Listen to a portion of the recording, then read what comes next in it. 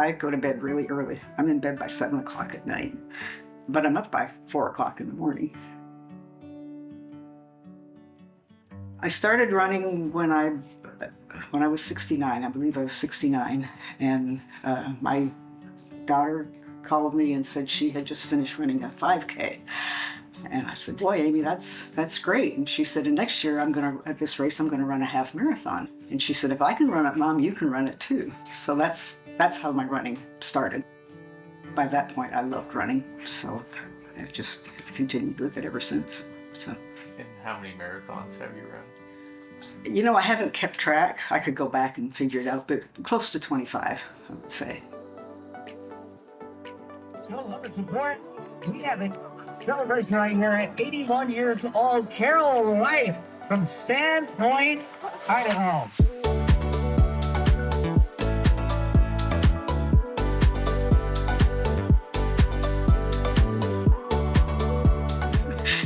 I really want to go back to Boston every year. I mean, if I can finish at 85 and still run, I'll keep running. You know, but that's the immediate goal. Actually, the immediate goal is just to go back every year.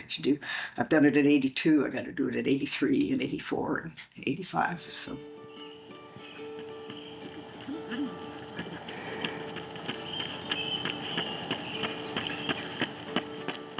Well, I'm originally from Ontario, Canada, but my parents moved to Washington, D.C. when I was just out of high school, and I went with them, and I've been in the United States ever since. So I'm still a Canadian citizen, so I'm here on a permanent visa, and I like going back to Canada, but Canada's home, but the United States is also my home. I feel like I'm a good citizen regardless. So. I think you can do anything that you really, really set your mind to, if you really want to do it. And I love the feeling that you get when you finished a run. I don't think I've ever finished a run and said, I wish I hadn't done that. You know, maybe in the beginning, I don't always want to get out the door in the morning. But and Mia, my dog, is a big help. She doesn't run with me as much as she used to. She's 11 years old.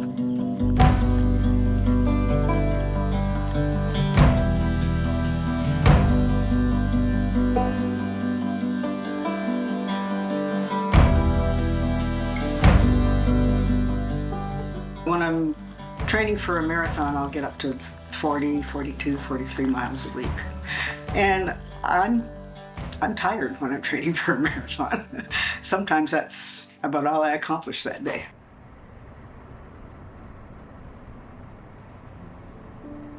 My husband died almost 6 years ago. And I think the running helped me adjust to his absence. He was extremely supportive, but didn't understand. Why do you have to run a marathon? Don't you think 10K is enough? I said, no, it's not. You know, he was extremely supportive. Life is not the same afterwards. It just isn't. I miss him terribly. But very often I feel like he's right there with me, you know. We were on a trip one time and we had this old truck trying to get up over a pass, and he kept saying, come on, old Yeller, you can do it, a few more yards. And sometimes when I'm out running, I hear him saying, come on, Carol, you can do it, keep going. So he's very much with me, and still part of why I keep running. People will say, oh, well, Bob would have been so proud of you today. And I say, yeah, he would. So.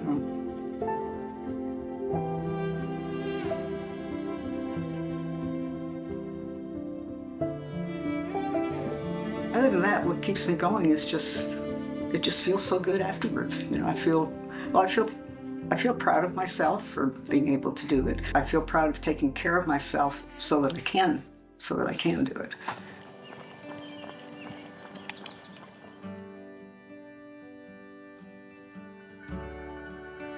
I'm really, really happy I started to do this. You know, it was just fate, really. You know, had my daughter not decided to run, I probably wouldn't have either. I had never run a 5K even when she contacted me. So it's been life-changing, and I think I'm a healthier, happier person because of the running. And I'll just go as long as this body says it'll take it, you know. And maybe it won't be marathons anymore. Maybe it'll just be halves, or maybe it'll just be 10s. But I'm going to push it as far as it'll let me push it. So that's it.